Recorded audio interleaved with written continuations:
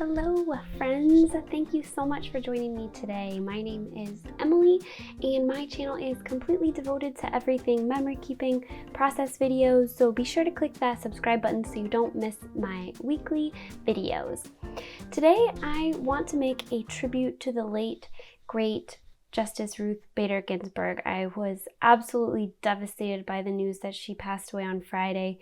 In my day job, I am a lawyer, so her presence is particularly meaningful to me. I remember lots of law school days reading her majority and dissenting opinions, and I actually had the amazing occasion to meet her in person when I was in law school. I did a fellowship in DC and met her and was just so taken by her presence. So I wanted to do a tribute page and honor her and also recount that memory of mine, which I'd never actually recorded before, of getting a chance to meet her. So I started out with this silhouette that I created in Photoshop and then cut out with my Cricut. I have a brand new Cricut. I had never had any kind of device like that before, but my amazing husband got me one for my birthday.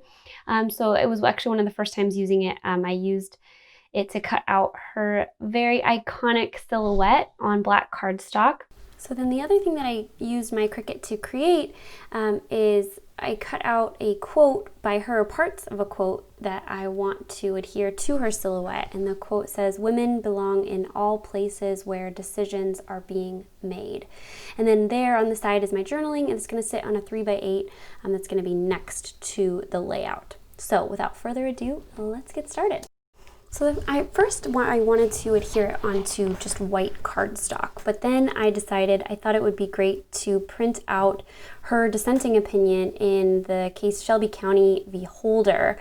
That's a case where the Supreme Court struck down parts of the Voting Rights Act, and her dissenting opinion is just scathing, and it's really beautiful. It's one of my favorite opinions of hers, and so of course you can't really read it back there, but it's just kind of the idea of having it there I thought would be kind of cool. So then moving on to the quote that I want to sort of be front and center, I'm pulling it off of my Cricut mat, and I'm not very good at using my Cricut yet. I'm still learning.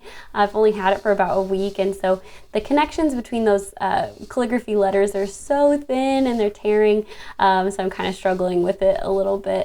And placing the calligraphy letters where I wanted them actually took a really long time because they're so delicate.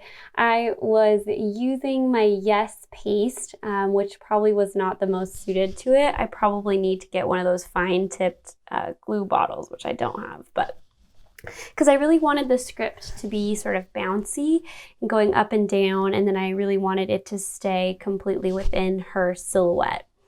So my next move is to write out the two words which are missing from the quote, which are, well, three words: women, where, and decisions. And I'm using a Uni POSCA paint pen, which was the only pen for this task. They are so bright, and if you're writing on black or dark colors, they're the best pens.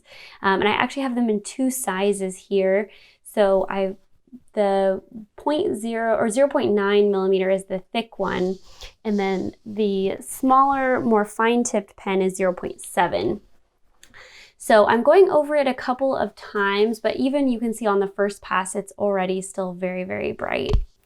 I wanted to fill up all of the space between the calligraphy letters to just make it look kind of whimsical, and also just change the dimension a little bit so that some of it is handwritten and some of it is Cricut cut paper. And then lastly, I'm writing out Ruth Bader Ginsburg, and then the date of her birth and the date of her death. So I originally was not planning on using many embellishments. I was gonna just let it stand as is, but these really cute wood veneer flowers came in the most recent Ali Edwards story kit, which is about transitions, which really is kind of perfect for this. And I thought those flowers were just so pretty and kind of matched it, brought some color to the layout, and also I just liked the idea of having flowers by that quote. And then I took a 4x6 journaling card from the kit and cut it in half so that it could be the back of that 3x8 card, and then used one of those wood veneer flowers at the top to kind of tie it all together.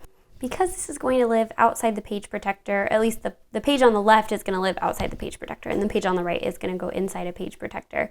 But for that reason, I'm putting lots of Yes glue on those little wood veneers so they don't fall off, which they may anyway. I feel like I'm forever re-adhering things back into my album, but that's just life of a scrapbooker, I think.